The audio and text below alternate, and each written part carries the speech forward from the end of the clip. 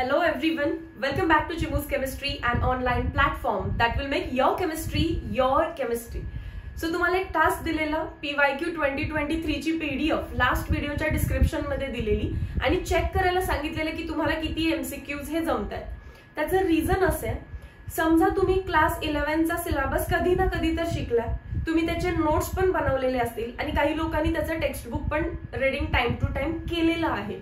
तर त्या मुलांना आता हा डिटेल व्हिडिओ टाइमपास वाटू शकतो.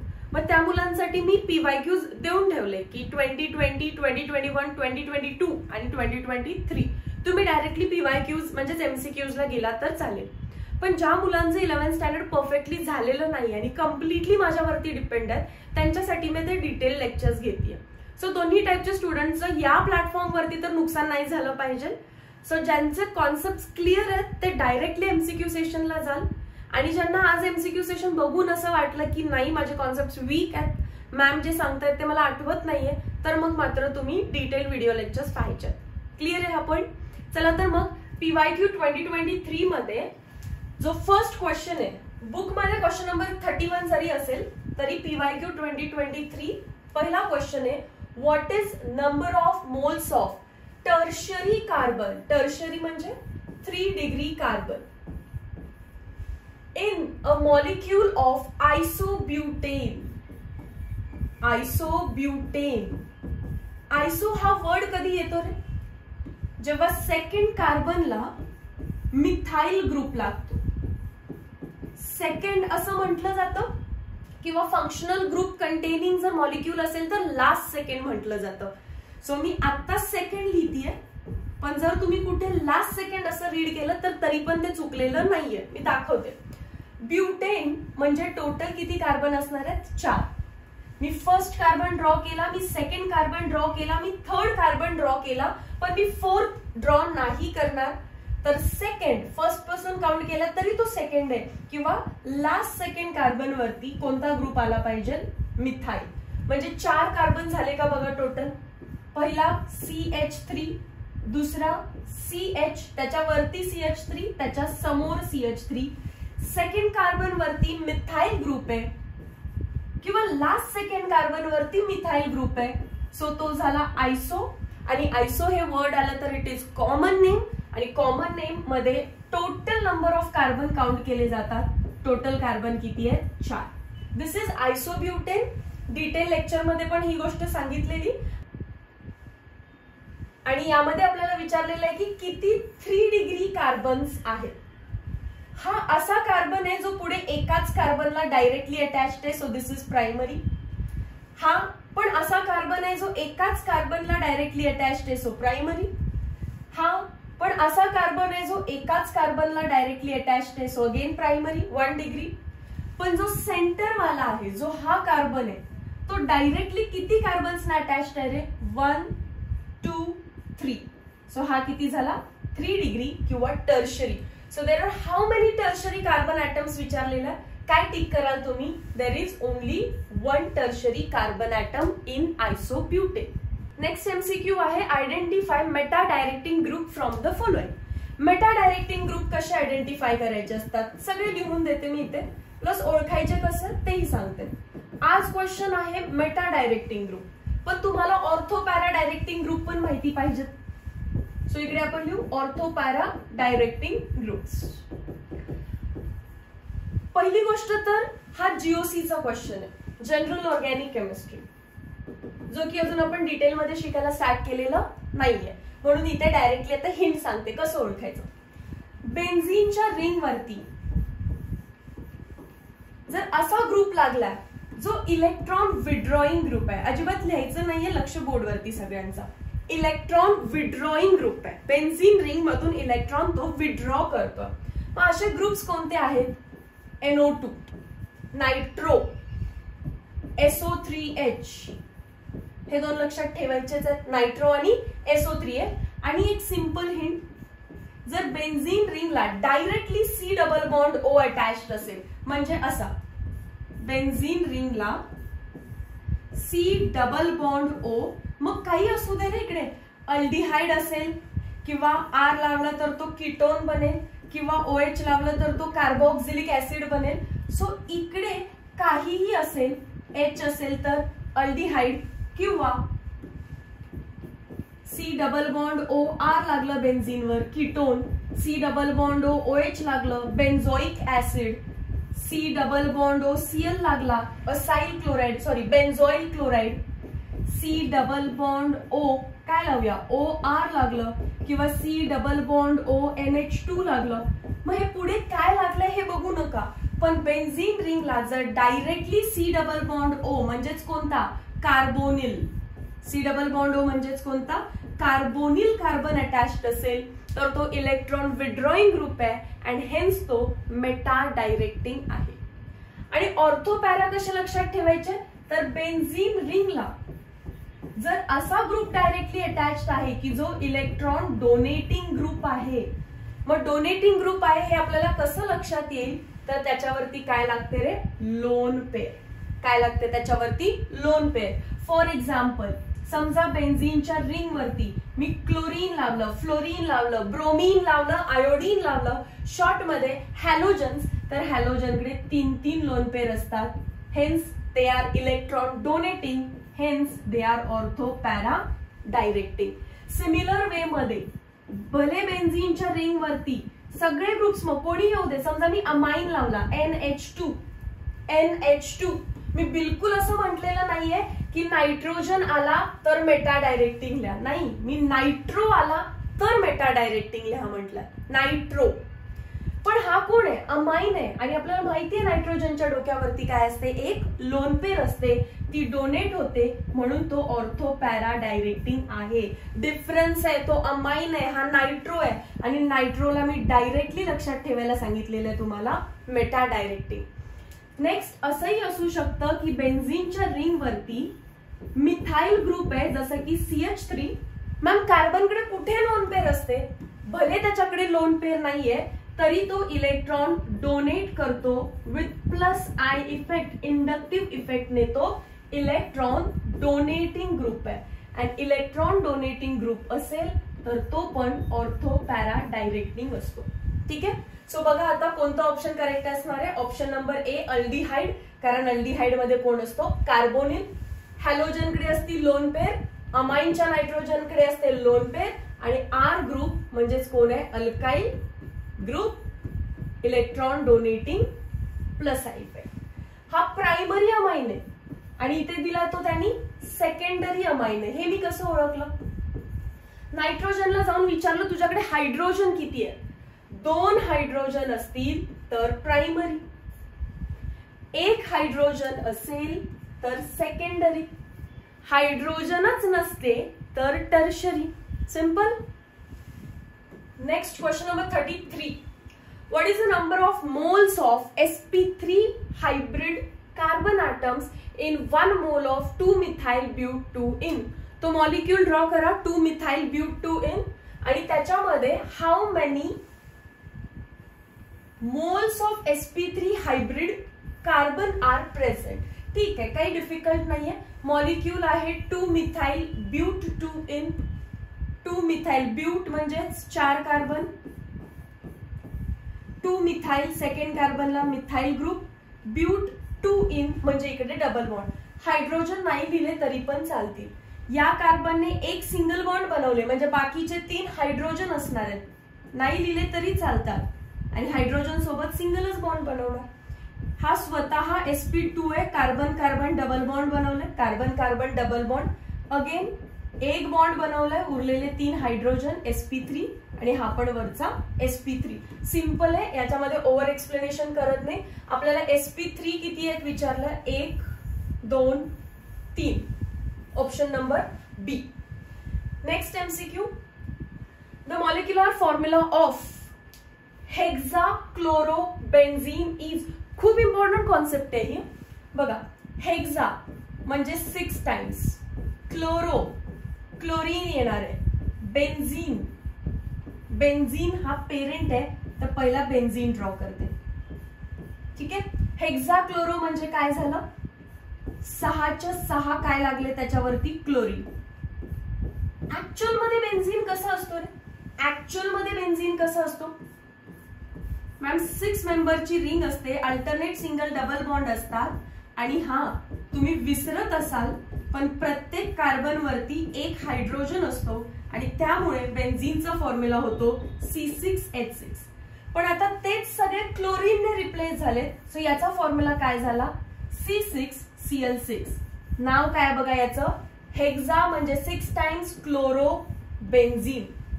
मॅम यात ओव्हर एक्सप्लेन का करताय, समजलं ना मला. हेक्सा म्हणजे 6 टाइम्स क्लोरीन असणार आहे आणि बेन्झीन वरती असणार आहे. ओव्हर एक्सप्लेनेशनची गरज आली कारण सेम PYQच्या शीट मध्ये तुम्हाला अजून एक मॉलिक्यूल भेटणार आहे, benzene hexa chloride. Benzene hexa chloride, short form BHC. बेन्झीनच आहे. हेक्सा म्हणजे 6 टाइम्स आणि परत कोण आहे, क्लोराइड. तुम्हाला वाटतं दोन्ही सेम आहेत, पण इथेच नोट करा, इथे भले नावात बेन्झीन आहे पण तो असतो सायक्लोहेक्झेन.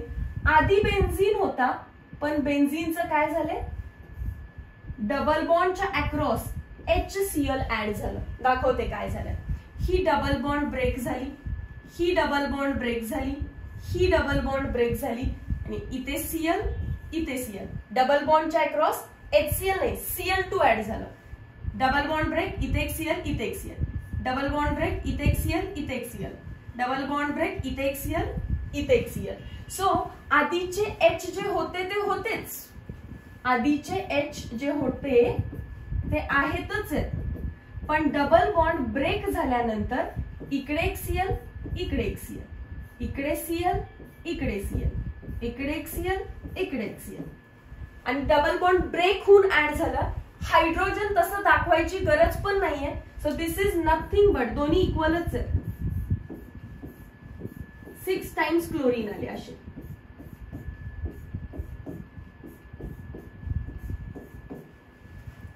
डिफरन्स है मॉलिक्यूल बघा. दिस इज हेक्सा क्लोरोबेन्झीन. मी कुठलाही शॉर्ट फॉर्म दिलेला नाही, पण जेव्हा मी BHC म्हणते त्याचा फॉर्म्युला होणार C6H6Cl6. समजलं. कारण हायड्रोजन पण आहेत, मी भले ते दाखवले नसतील पण हायड्रोजन पण आहेत, क्लोरीन पण आहेत आणि कार्बन तर आहेतच आहेत. BHC. आपल्याला काय विचारलं आता इथे, हेक्सा क्लोरोबेन्झीन म्हणजे हा मॉलिक्यूल. फॉर्म्युला काय लिहिणार आपण, C6Cl6. क्लिअर झाला हा पॉइंट.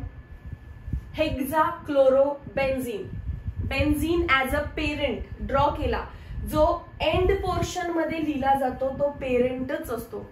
हे कॉमन नेम आहे, बेन्झीन हेक्सा क्लोराइड. क्लोराइड हा वर्ड कधी यूज करतो आपण, कॉमन नेम मध्ये. म्हणजेच आधी बेन्झीन होता पण त्याच्यावरती Cl2 चा अटॅक करून आपण त्याला BHC बेन्झीन हेक्सा क्लोराइड मध्ये कन्वर्ट केलं. Very important. हा बऱ्याच जणांना हा पार्ट माहिती नसतो. दोन्ही कंपाऊंड त्यांना सेम वाटतात आणि मग याच्यावर मल्टिपल क्वेश्चन बनवू शकतात ते. आता there are how many sp2 hybridised carbon atom. घ्या अजून एक question. There are how many sp2 hybridised carbon atom in benzene hexa chloride. Benzene hexa chloride BHC short form ज्याचा बनतो त्याच्यामध्ये एकही डबल बॉन्ड नाहीये बघा. So sp2 hybridised carbon atom झाले 0. पण तेच जर मला sp2 hybridised carbon atom in hexa chlorobenzene म्हटले असते, हेक्सा क्लोरोबेन्झीन, तर मला हे ड्रॉ करायला लागलं असतं आणि 6 1 2 3 4 5 6 कार्बन काय असते, sp2 hybridised in hexa chlorobenzene. Structure एकदा क्लिअर झालं तर याच्यावर काही क्वेश्चन विचारू देत ते सांगू शकाल.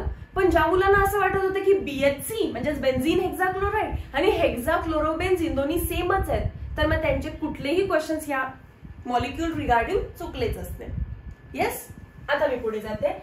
Question number 35. What is number of moles of again sp3 hybrid carbon atom present in n mole isobutane. Same molecule isobutane. आता मी फास्ट ड्रॉ करेन.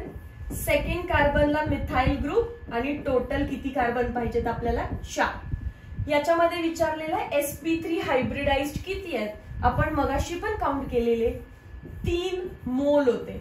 का, कारण आपण मॉलिक्यूल किती मोल घेतलेला, 1 मोल आयसोब्युटेन मध्ये 3 मोल.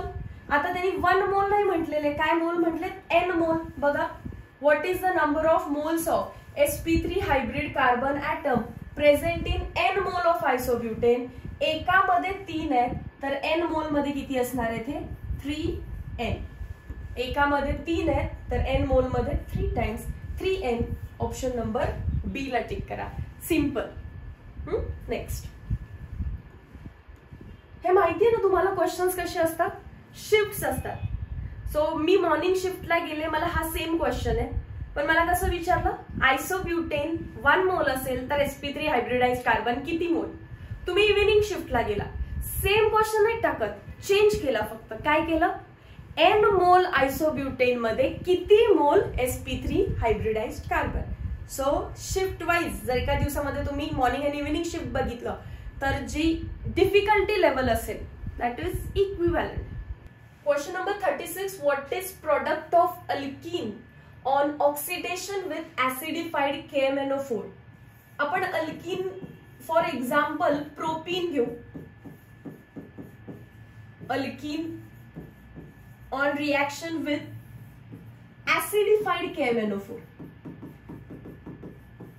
का डिटेल मध्ये शिकायचं हे तुम्हाला इथून कळेल. KMnO4 च्या 2 टाइपच्या रिएक्शन्स आहेत 11th स्टँडर्डच्या टेक्स्टबुक मध्ये. एक आहे alkaline KMnO4, cold alkaline KMnO4. एक आहे ऍसिडिफाईड KMnO4. जो KMnO4 कूल असेल, कूल, ठीक आहे, कोल्ड अल्कलाइन KMnO4, तो करतो डायऑल फॉर्मेशन. 2 कार्बन वरती इकडे एक OH इकडे एक OH ऍड करतो, ते पण सिन. सिन म्हणजे एकाच बाजूला. पण जर ऍसिडिफाईड KMnO4 दिलं तर ऍसिड आहे तो तर कूल होता म्हणून तो दोन्ही साईडला OH ऍड करायचो, कूल. बट आता हा ऍसिडिफाईड जे दिसतो त्याला तोडत सुटतो. म्हणजेच काय झालं? डबल बॉन्ड ब्रेक होते. KMnO4 is oxidizing agent, strong oxidizing agent आहे हा, स्ट्रॉंग ऑक्सिडायझिंग एजंट आहे हा. सो इकडे एक O ऍड करायचा, तिकडे एक O ऍड करायचा. स्टार्ट. CH3, कोण आहे पुढे? CH, त्याच्या पुढे कोण आहे? Double bond O. पुढे कोण आहे? हा तर ब्रेक केला मी, बघा डबल बॉन्ड मधून ब्रेक केलाय, इकडे एक O इकडे एक O. CH3 CHO आणि पुढे कोण आहे? CH2 double bond O.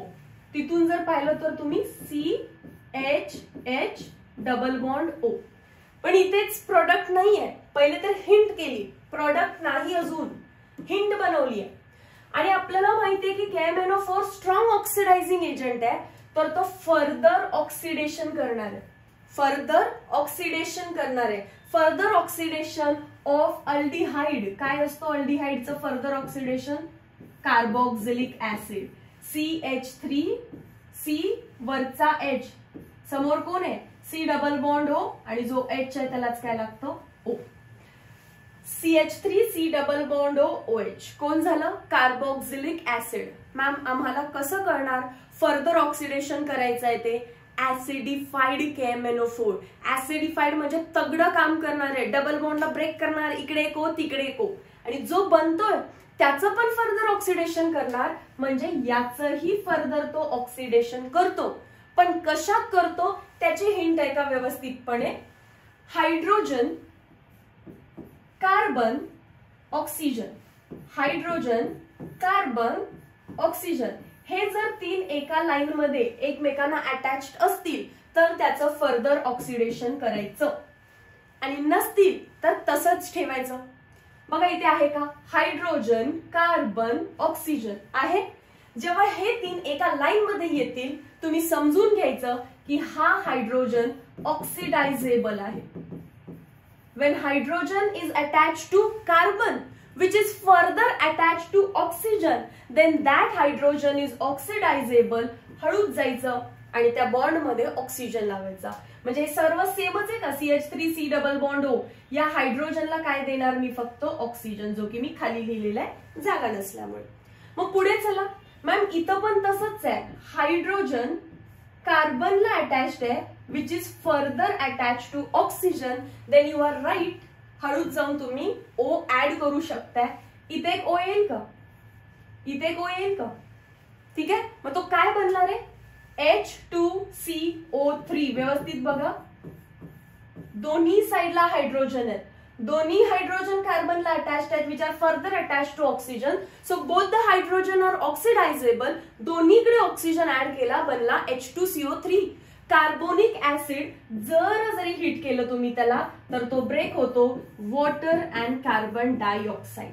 Water and carbon dioxide. मग हे नाहीये, हे बाय प्रोडक्ट झाले. हा झाला आपला मेन प्रोडक्ट, ज्यालाच मी काय म्हणू शकते? ऍसिड.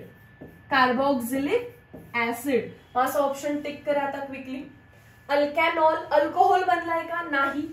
अल्डिहाइड बनलाय का? नाही. अल्डिहाइडचं परत काय झालं? फर्दर ऑक्सिडेशन, आणि काय भेटलं आपल्याला? अल्कॅनॉइक ऍसिड. क्लिअर आहे?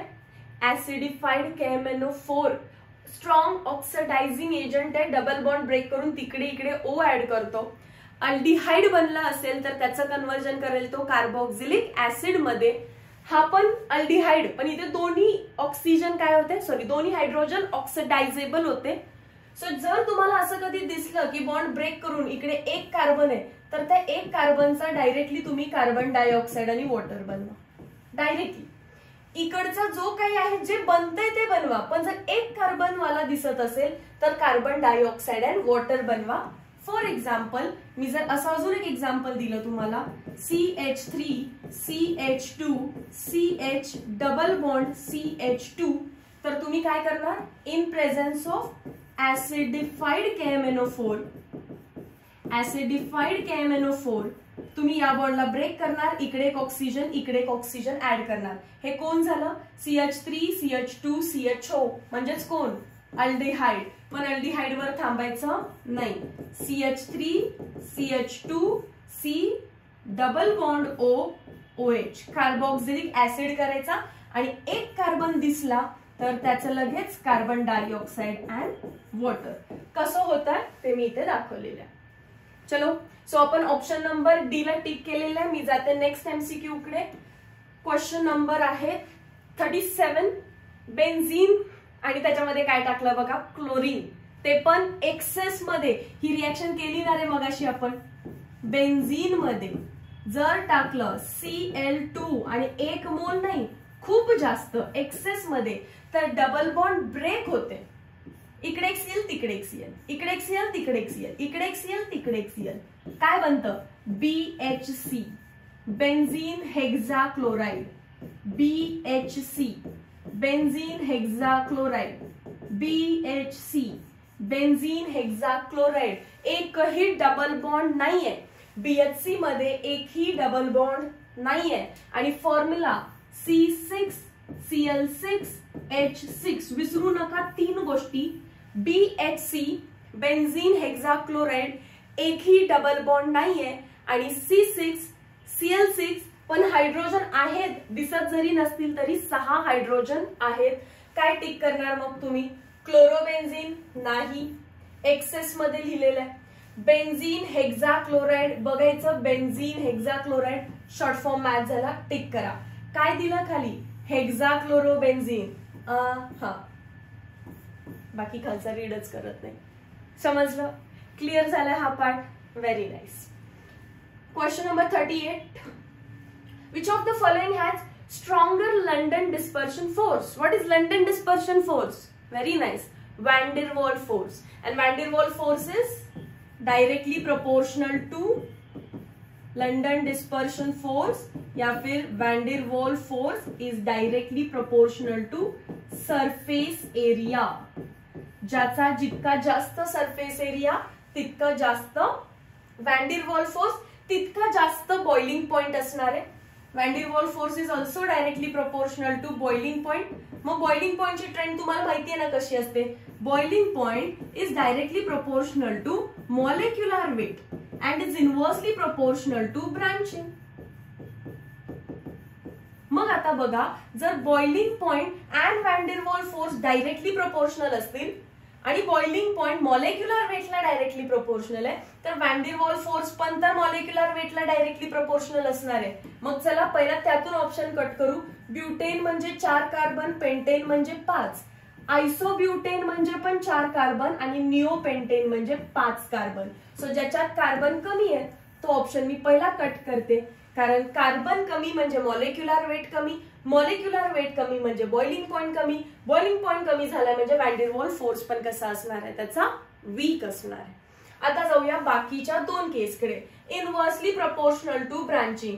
ब्रांचिंग कमी असेल तर बॉइलिंग पॉइंट जास्त असेल आणि बॉइलिंग पॉइंट जास्त असेल तर वॅन डेर वाल्स फोर्स जास्त असेल.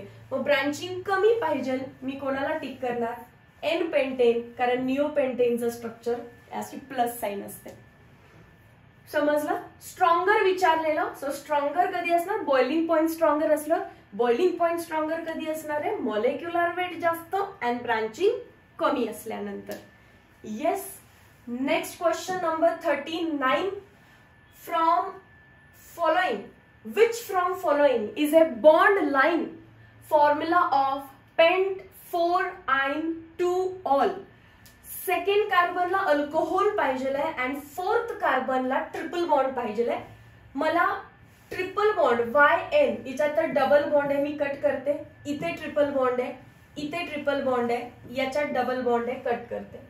ट्रिपल बॉन्ड फोर्थ पोझिशनला पाहिजे आणि 2-ol पाहिजे. इथे जर स्टार्ट केलं तर 1 आहे आणि इथून स्टार्ट केलं तर 1 2 3 4.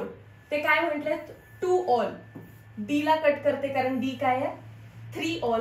हाच करेक्ट असणार आहे, तसं बघूनही समजतं. 1 2 3 4 5 याने काय झालं? 2-ol, 4-ine आणि 5 कार्बन पेंट. सगळ्या कंडिशन्स मॅच झाल्या. Trial and error, option number B correct आहे.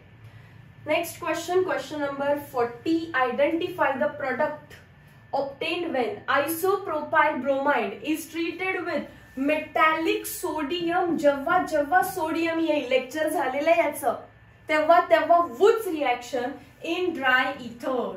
चला, आयसोप्रोपाइल ब्रोमाइड आला पाहिजे.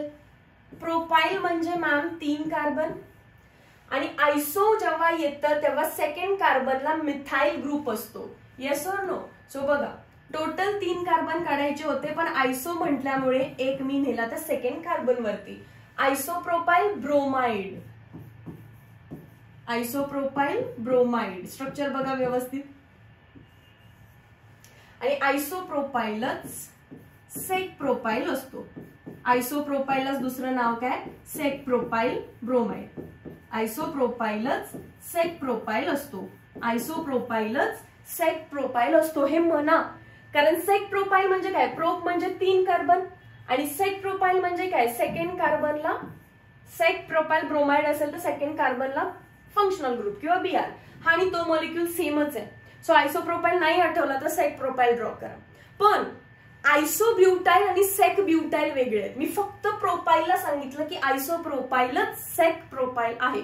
ओनली फॉर प्रोपाइल याच्यामध्ये आपल्याला पुट करायला सांगितलेलं आहे वुड्स रिएक्शन, आणि वुड्स मध्ये सोडियम किती असतं रे? 2 मोल्स. आणि परत काय करायचं? हाच मॉलिक्यूल रिपीट लिहायचं आपल्याला.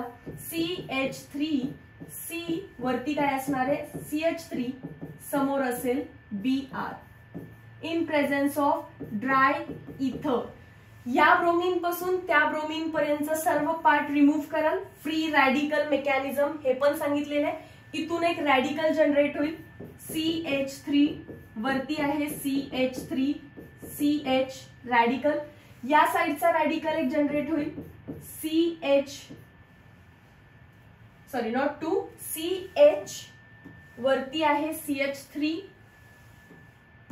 CH वरती आहे CH3, पाठीमागे CH3 आणि हा रॅडिकल आणि हे रॅडिकल एकमेकांसोबत होतील फ्यूज.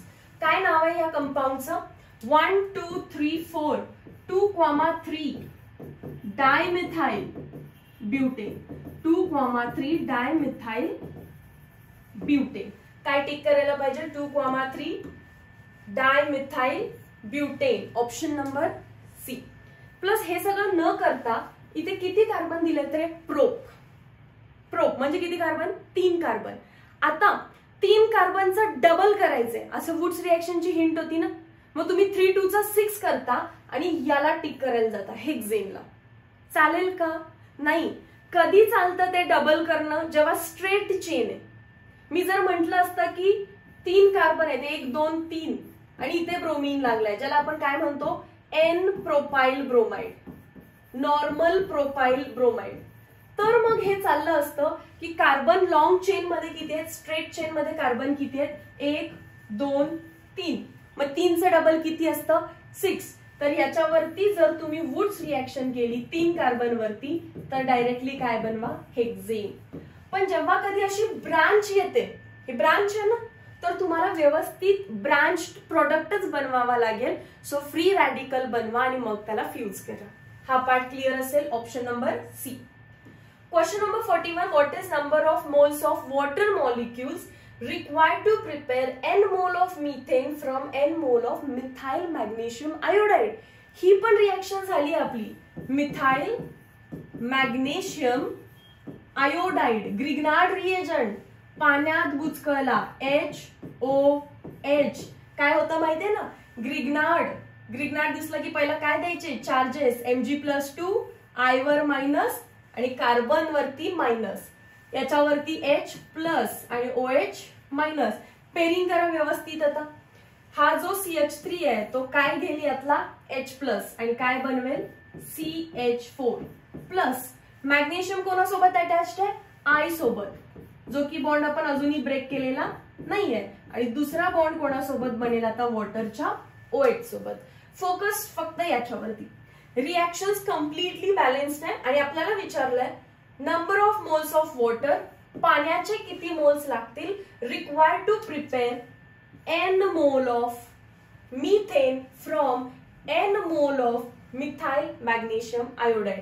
मी जेव्हा हे 1 मोल घेतीये तेव्हा वॉटर पण किती लागतं मला, 1 मोल. मिथेन पण किती भेटतो मला, 1 मोल. बाय प्रोडक्ट पण किती भेटतो मला, 1 मोल. मग जर हा n घेतला तर वॉटर पण n लागेल, मिथेन पण n बनेल, बाय प्रोडक्ट पण n बनेल, आन्सर पण n येईल. क्लिअर झाला हा पार्ट. सो रिएक्शनचा बॅलन्सिंग रेशिओ विचारला शॉर्ट मध्ये तुम्हाला. नेक्स्ट आहे question number 42. Identify product P obtained in the following reaction. बेन्झीनची रिएक्शन करायची ओझोन सोबत, which is known as ozonolysis. बेन्झीनची रिएक्शन करायची आपल्याला ओझोन सोबत. सॉल्व्हंट काय वापरला जातो, CCl4. हिंट काय वापरली जाते, डबल बॉन्डला ब्रेक करा, इकडे एक ऑक्सिजन इकडे एक ऑक्सिजन, डबल बॉन्डला ब्रेक करा, इकडे एक ऑक्सिजन इकडे एक ऑक्सिजन, डबल बॉन्डला ब्रेक करा, इकडे एक ऑक्सिजन इकडे एक ऑक्सिजन. कसं स्ट्रक्चर बनेल बघा. ही बॉन्ड ऍज इट इज, ही दिसला. परत काय, double bond O, double bond O, double bond O, double bond O. आणि जर नीट बघितलं तर हेच 3 मॉलिक्यूल बनले. एक मध्ये सिंगल बॉन्ड आहे, टर्मिनलला double bond O, double bond, मध्ये सिंगल बॉन्ड, टर्मिनलला double bond O, double bond O, मध्ये सिंगल बॉन्ड, वेगळ्या ह्यानी करू, मध्ये सिंगल बॉन्ड, टर्मिनलला double bond O, double bond O. आहे का. सो हेच प्रोडक्ट किती वेळ भेटणार आहे, 3. आणि तो कोण आहे, इकडे काहीच नाही म्हणजे H आहे, इकडे काहीच नाही म्हणजे H आहे. याचा अर्थ आहे तो C double bond O H, single bond, C double bond O H, also written as is equals to काय आहे तो, CHO CHO. किंवा असंही दिसेल C double bond OH, C double bond OH. तिन्ही स्ट्रक्चर सेम आहेत. हे म्हणजेच हे म्हणजेच हे म्हणजेच glyoxal. Glyoxal di aldehyde, 2 aldehyde एकमेकांना अटॅच्ड आहेत, त्याला काय म्हणायचं, ग्लायऑक्झल. आणि ग्लायऑक्झलचे किती मोल्स भेटतात आपल्याला, 3 मोल्स ऑफ ग्लायऑक्झल. किती मोल्स हे पण विचारू शकतात. क्लिअर आहे.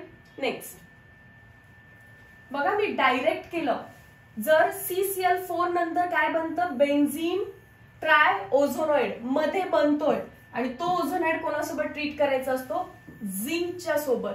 झिंकच्या सोबत रिॲक्ट केलं की मला इथे भेटणार आहे P, जो आहे P तो ग्लायऑक्झल आहे.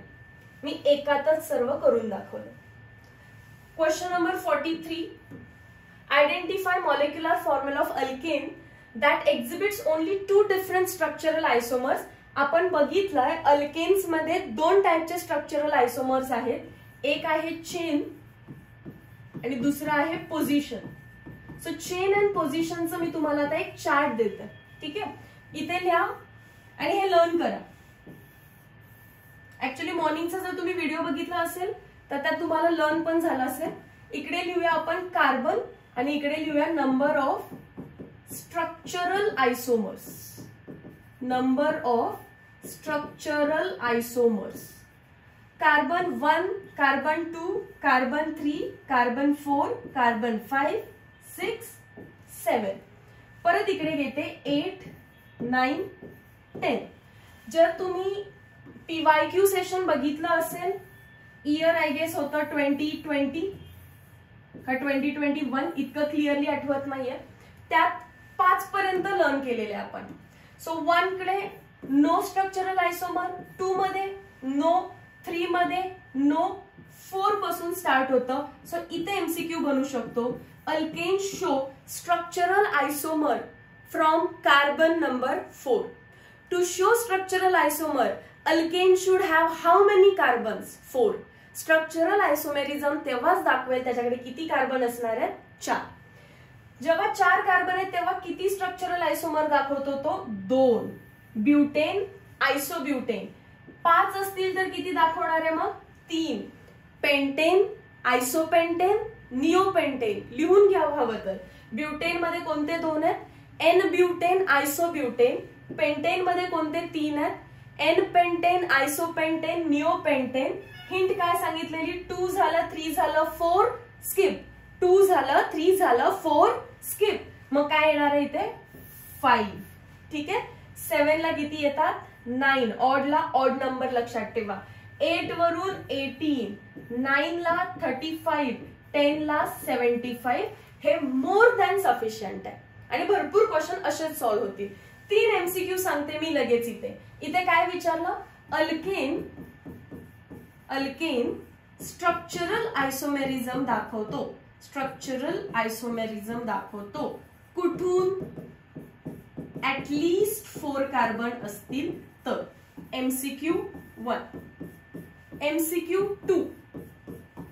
अल्केन स्ट्रक्चरल मध्ये पण चेन आयसोमेरिझम दाखवतो आणि चेन आयसोमेरिझम दाखवायला किती कार्बन लागतात त्याच्याकडे? ऍटलीस्ट 4. चेन साठी किती लागतात? ऍटलीस्ट 4. आणि MCQ number 3. Alkane position, PI लिहिते, पोझिशन आयसोमेरिझम दाखवतो. पण पोझिशन आयसोमर दाखवायला त्याच्याकडे किती कार्बन लागतात? At least 6 carbon. समजलं? जर विचारलं स्ट्रक्चरल आयसोमेरिझम किती लागतात तर 4. चेन साठी किती लागतात? 4. पण पोझिशन आयसोमेरिझम साठी किती लागतात? 6. व्हेरी इम्पॉर्टंट क्वेश्चन्स नोटबुक मध्ये आत्ताच नोट करा. ठीक आहे. चला, आता आपल्याला विचारले molecular formula of alkane that exhibit only 2. फक्त 2 कोण दाखवतं रे? ब्युटेन. ब्युटेनचा formula C4H10. Next, what is the number of moles of nascent oxygen, nascent hydrogen required to prepare 1 mole of methane from iodomethane? This is iodomethane. Iodomethane मध्ये nascent hydrogen add केलं. nascent hydrogen आपण कधी add करतो रे? addition of hydrogen is called as reduction. आणि बघा chart आपला, alkyl हॅलाइडचं reduction कोण करत असतं? आठवा, zinc in presence of dilute HCl. Correct. चल, मग Zn या Cl सोबत रिएक्ट करून काय बनवतो? ZnCl2.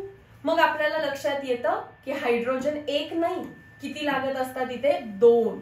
डायल्यूट HClच किती घेतलेलं असणार आहे? 2 मोल. मग नॅसेंट हायड्रोजन पण किती लागतात? 2. एक हायड्रोजन आत जातो आणि आयोडीन दुसऱ्या हायड्रोजन सोबत मिक्स होतो. सो बनला CH3 आणि आय जाऊन काय आला? H. CH4 सुद्धा लिहू शकते मी, पण तुम्हाला हायड्रोजन आत आलाय तो फील होऊ दे. आणि आयोडीन बाहेर गेला तो उरलेल्या नॅसेंट हायड्रोजन सोबत. सो किती हायड्रोजन आलेत? किती हायड्रोजन लागले? 2. एकदा क्लिअरली वाचूया question. What is the number of moles of nascent hydrogen required to prepare 1 mole methane? 1 मोल मिथेन बनवायचं आहे मला फ्रॉम आयोडोमिथेन. किती nascent हायड्रोजन लागलेत आपल्याला? 2 mole. Option number C. Option number C. Question number 45. What is the molecular formula of alkane if it exhibit 3 structural isomers? बघा हा chart एकदा लर्न झाला की 3 साठी काय लागतात? Pentane 5 carbon C5H12. C5H12. Question number 46. Number of moles of ethane obtained from 2N moles of bromomethane. Bromomethane घ्यायचंय मला CH3Br. ब्रोमोमिथेन किती मोल घ्यायचे? 2 मोल. युझिंग 2N मोल्स घ्यायचे. ओके. आणि परत त्याच्यात काय टाकायचं? 2N moles of sodium. हा लगेच कळालं कोणती रिएक्शन असणार आहे रे. त्यांनी 2N सांगितलं, तुम्ही 2 लिहिलं तरी काही फरक पडत नाही. आलेल्या आन्सर मध्ये N लावायचा फक्त. अल्काइल हॅलाइड 2 वेळा, सोडियम 2 वेळा. कोणती रिएक्शन आहे? ड्राय इथरच्या प्रेझेन्स मध्ये होणारी आणि सोडियमच्या प्रेझेन्स मध्ये होणारी वुड्स रिएक्शन आहे ही, विच प्रोसीड्स वाया फ्री रॅडिकल मेकॅनिझम. सोडियम दिसला की वुड्स, वुड्स दिसला की फ्री रॅडिकल, आणि फ्री रॅडिकल कोणता बनणार आहे? CH3. आणि त्याचीच मिरर परत CH3 एकमेकांसोबत फ्यूज झाले, इथेन बनला. पण इथेन किती मोल बनतो रे? 1 मोल. हे 2 एकमेकांसोबत कपल करतात आणि इथेन बनवतात ना. सो मला विचारलेलं 2N घेतलं, हे पण 2N घेतलं, तर हे किती बनेल? 1N बनेल. 1N म्हणजेच ऑप्शन नंबर डी बनेल. 1N म्हणजेच ऑप्शन नंबर डी बनेल. Next question number 47. What is the number of structural isomers for molecular formula C6H14? आता आपण ते लिहूया. स्ट्रक्चरल 1 दाखवत नाही, 2 दाखवत नाही, 3 दाखवत नाही, 4 5 दाखवतात. 4 किती? 2. 5 किती? 3. त्याच्यानंतर 6. 2 नंतर 3 परत 4 स्किप. 2 नंतर 3 परत 4 स्किप. हा काय होणार आहे मग? 5. मग किती दाखवतो आपल्याला विचारलं? What is the number of structural isomers by molecular formula C6H14 is 5. Option number A ला टिक करा. समजलं? काढत बसायचं नाही रे. भरपूर सारे स्टुडंट त्याला सॉल्व्ह करायला लागतील आणि they will waste the 1 minute and you will be among them की जे फ्रॅक्शन ऑफ सेकंड्स मध्ये बघतात. अच्छा C6H14 अल्केन आहेस का तू? अल्केनच्या आयसोमेरिझम मध्ये आधीच मॅमनी 3 MCQ सांगितले की तो चार्ट लर्न करा, त्यात कुठलाही क्वेश्चन विचारतील. Structural isomer starts from carbon number 4 आणि position isomer starts from carbon number 6. Chain पण कुठे स्टार्ट होतो? 4 लाच. इथे पोझिशन स्टार्ट होतं आणि इथे चेन किंवा इथेच काय स्ट्रक्चरल पण विचारू शकतात. बरोबर आहे ना? हा. 48. Which of the following acid add to propene in presence of peroxide? Propene in presence of peroxide add करायचंय such that तो अँटी मार्कोनिकॉफ देईल. अँटी मार्कोनिकॉफला HBr अँड पेरॉक्साइड हे 2 फिक्स आहेत. या व्यतिरिक्त काहीही चेंज होणार नाही. HBr in presence of peroxide, peroxide, peroxide काही पण म्हणा. Formula H2O2. What is the IUPAC name of the compound? Select the long chain of carbon. आणि ऐका, जर तुम्हाला बघितल्या जर कधी असं वाटलं की सेकंड कार्बनला इथाइल लागलाय आणि लास्ट सेकंड कार्बनला इथाइल लागलाय, तर सेकंड कार्बनला इथाइल धोका आहे. सेकंड कार्बनला इथाइल दिसला तर फसवायलाच दिलाय. कारण मुलांना वाटतं जनरली की 1 2 3 4 5 6 7 आहे आणि सेकंड आणि 6th कार्बनला इथाइल आहे, तर हा धोका केला तुमच्या सोबत. सेकंड कार्बनला किंवा लास्ट सेकंड कार्बनला इथाइल दिसलं तर तो लॉंग चेनचा पार्ट घ्या. नंबर ऑफ कार्बन ऍटम वाढलेले दिसतील. किती झाले? नोनेन. आणि ज्याला माहितीये सेकंड कार्बनला इथाइल सारखं दिसलं तर धोका आहे, तो वरून काउंट करेल आणि वरून काउंट केल्यावरती नोनेन. नोनेन एकच ऑप्शन मध्ये दिसतं बघा, 3,7 डायमिथाइल नोनेन. समजलं? किती सुंदर क्वेश्चन आहे.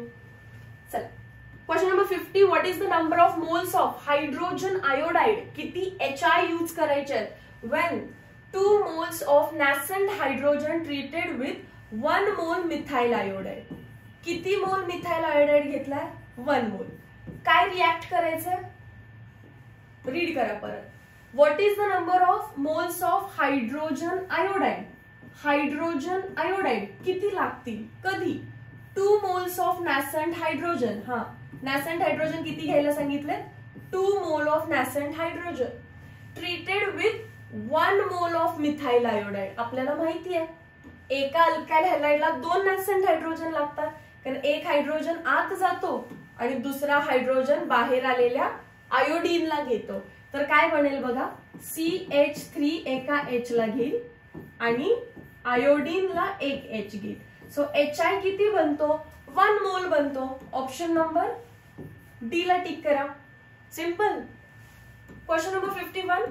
Identify product X in the following reaction. हा X कोण आहे? प्रोपीन मध्ये cold concentrated H2SO4 CH3 CH double bond CH2 इथून एक रिएक्शन शिकवते आणि खाली एक शिकवते. आपल्याला विचारलेलं आहे कोल्ड कॉन्सन्ट्रेटेड H2SO4. जर H2SO4 कॉन्सन्ट्रेटेड आहे म्हणजे there is no water, there is pure H2SO4. S double bond O OH आणि OH. प्युअर काय? त्याच्यामध्ये H2SO4 आहे, तर त्याला आयोनाइज होऊ दे. As it is strong acid, तो कसं ब्रेक होणार आहे? H+ आणि SO4H किंवा OSO3H OSO3H असा 2 पार्ट मध्ये ब्रेक होतो. मग आता ही जी डबल बॉन्ड आहे, ही डबल बॉन्ड म्हणजे इलेक्ट्रॉन्स, पाय बॉन्ड आहे म्हणजे इलेक्ट्रॉन्स. इलेक्ट्रॉन्स कोणाला घेतील रे? H+ ला. कोणत्या साईडला घेतील? ज्या साईडला घेतल्यानंतर बनणारा कार्बोकॅटायन स्टेबल बनेल. जसं की CH3 CH या कार्बनने घेतलं, टर्मिनल कार्बनने H ला घेतलं आणि याच्यावर पॉझिटिव्ह चार्ज दिल्याने 2 डिग्री कार्बोकॅटायन बनला. 2 डिग्री कार्बोकॅटायन स्टेबल आहे. जर उलट झालं असतं, जर या स्टार वाल्या कार्बनने H ला घेतलं असतं तर टिक वाल्या कार्बनवर पॉझिटिव्ह चार्ज आला असता, जो की प्रायमरी असता, नॉट सुटेबल, आवडलं नसतं आपल्याला. मग काय केलं? टर्मिनलला हायड्रोजन दिला आणि कार्बोकॅटायन 2 डिग्रीचा बनवला. त्या 2 डिग्री वरती काय लागलं पाहिजे रे? हा पॉझिटिव्ह चार्ज दिसतो ना, निगेटिव्ह चार्ज कोण आहे? OSO3H. इथेच अटॅच केलं तर चालेल. मी आता पॉझिटिव्ह चार्ज रफ करतेय, तिथे कोण अटॅच करायचं आपल्याला? OSO3H. OSO3H. थोडस काय करतात आता, याला वॉर्म करतात. वॉर्म कोणाच्या प्रेझेन्स मध्ये केलं जातं? पाण्याच्या प्रेझेन्स मध्ये. त्यांनी दिलं म्हणून करतेय मी. वॉर्म केलं त्यांनी पाण्याच्या प्रेझेन्स मध्ये, आणि एकदा पाण्याच्या प्रेझेन्स मध्ये वॉर्म केलं की पाण्यातला OH इथे येतो. कारण या ऑक्सिजनवर कुठला चार्ज होता बघा? मायनस. मग हा मायनस आणि हा OH मायनस रिप्लेस होतात. काय बनेल? CH3 CH वरती OSO3H च्या जागी OH आलं आणि CH3. मग मॅम उरलेल्याचं काय झालं? हा H आणि हा OSO3H मिळून काय बनवतात? Again H2SO4. सो ऍसिड जे तुम्ही स्टार्टिंगला ऍड केलेलं ते बाहेर काढलं, म्हणजे त्याने फक्त काम केटलिस्टचं केलं. सो आपल्याला काय भेटलाय प्रोडक्ट? काय म्हणायचं त्याला? सेकंड कार्बनला फंक्शनल ग्रुप आहे, म्हणजे सेक. 3 कार्बन आहेत म्हणजे प्रोपाइल. सेक प्रोपाइल अल्कोहोल. आणि प्रोपाइलच्या केसमध्ये काय वाक्य वापरलं मी? हा, सेक प्रोपाइलच आयसोप्रोपाइल आहे. गंगाधर ही शक्तिमान आहे. सेक प्रोपाइलच आयसोप्रोपाइल आहे. सो दोन्ही पैकी कुठलाही ऑप्शन असू दे, सेक प्रोपाइल असू दे नाहीतर आयसोप्रोपाइल असू दे, त्याला टिक करा. समजलं? आता इथून पुढे जेव्हा तुम्हाला H2SO4 फक्त ऍड करायला सांगितलं तर ऑप्शन टिक करायचा अल्काइल हायड्रोजन सल्फेट. म्हणजेच कोण असणार? Isopropyl hydrogen sulphate. Isopropyl hydrogen sulphate. पण जर त्याच्यात पुढे तुम्हाला वॉर्म करून पाणी ऍड केलं तर तो सल्फेट ग्रुप जाऊन कोण येणार आहे, OH. क्लिअर आहे. आणि अजून कोणती रिएक्शन करायची होती, हे एवढं सगळं करण्यापेक्षा डायल्यूट ऍसिड असंही लिहिलं जातं. डायल्यूट H2SO4 हे काय आहे, पाणी. हे काय आहे, ऍसिड. तरी पण डायरेक्टली तुम्ही काय करायचं, आयसोप्रोपाइल अल्कोहोल. हे 2 स्टेप मध्ये आहे, 1 स्टेप मध्ये ते डायल्यूट H2SO4 लिहिते. डन. चलो last question. What is the number of moles of sodium atom. Sodium किती लागतील विचारले, म्हणजे वुड्सच असणार आहे. To prepare 1 mole ethane. Ethane 1 मोल बनवायचंय. खरं तर मला लिहायची पण गरज नाहीये. वुड्स रिएक्शन मध्ये सोडियम किती मोल लागतो रे, 2 मोल. आणि इथेन कोणापासून बनला असणार आहे, काय दिलंय, ब्रोमोमिथेन. ब्रोमोमिथेन किती लागणार हे सांगा लागतं का, नाही. काय म्हटलं, एक्सेस. चला 2च्या ऐवजी 4 घेतले, 10 घेतले, काही फरक नाही पडत. 2 साठी किती लागतात, 2. 2 साठी किती लागतात, 2. मग मॅम एक्सेस साठी एक्सेस लागले पाहिजेत. अरे हा, पण इकडे बनवायचं किती आहे, हा 1 मोल.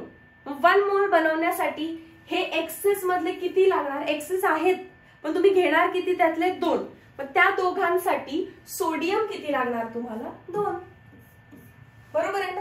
एक येणे या बियारला, दुसरा येणे दुसऱ्या बियारला. सो क्लिअर झालं का. नाही तर सगळ्यांना असं वाटेल की मिथाइल ब्रोमाइड घेतलेला आहे एक्सेस मध्ये आणि मग त्याच्यात सोडियम एक्सेस मध्ये टाकायला लागेल तर इथेन एक्सेस मध्ये बनेल. हे वाक्य करेक्ट आहे. हा एक्सेस मध्ये घेतला तर सोडियम पण एक्सेस मध्ये घ्यायला लागेल आणि इथेन पण एक्सेस मध्ये बनेल. हे वाक्य करेक्ट आहे. पण मला एक्सेस इथेन साठी विचारलेलंच नाहीये. मला विचारलेलं आहे what moles of sodium atom are required to prepare 1 mole ethane. जर हा 1 मोल बनवायचा असेल तर एक्सेस मधले मला 2च मोल मिथाइल ब्रोमाइड लागेल, 2च मोल सोडियम लागेल. Reaction in presence of dry ether. काय टिक करायचं समजलं आता. Option number C, 2 moles. Clear झाला हा पार्ट. क्वेश्चन सिंपल आहे पण तुम्ही त्या चॅप्टरला किती कॅटेगराइज केलं एका चार्ट मध्ये ते इम्पॉर्टंट आहे. Methods of preparation of alkane एकदम लास्ट पार्ट बघा व्हिडिओचा. खूप सुंदर प्रकारे आपण त्याला समराइज केलेला आहे and this is how it will help you out. ठीक आहे. तो चार्ट मी सांगायचं विसरलेल्या लेक्चर मध्ये, तो चार्ट स्ट्रक्चरल आयसोमरचा मी क्लिअर केलेला आहे. व्हेरी इम्पॉर्टंट आहे. तुमचे मी जवळपास 2 ते 3 मिनिट वाचवलेत. हे 3 MCQ आणि हा चार्ट. म्हणजे कुठलाही अल्केनच्या स्ट्रक्चरल आयसोमेरिझमवर क्वेश्चन आला ते म्हणतात हेप्टेन किती स्ट्रक्चरल आयसोमर्स बनवेल. मुलगा पेन उचलतो, 7 कार्बन एका लाईन मध्ये, मग असं तो चेंज करत बसतो. पण तुम्हाला पाठ पाहिजे 7, 9. हेप्टेन किती देतो, 9 स्ट्रक्चरल आयसोमर. समजलं.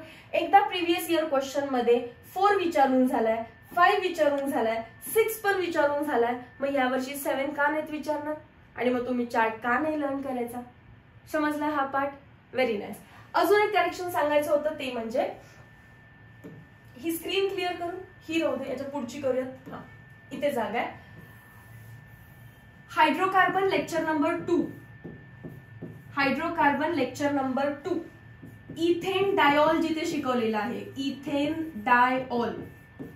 इथेन डायऑल जिथे शिकवलेलं आहे तिथे मी तुम्हाला काय शिकवलेलं आहे, gauche conformer is more stable than anti, is more stable than partial eclipse, is more stable than fully Eclipse.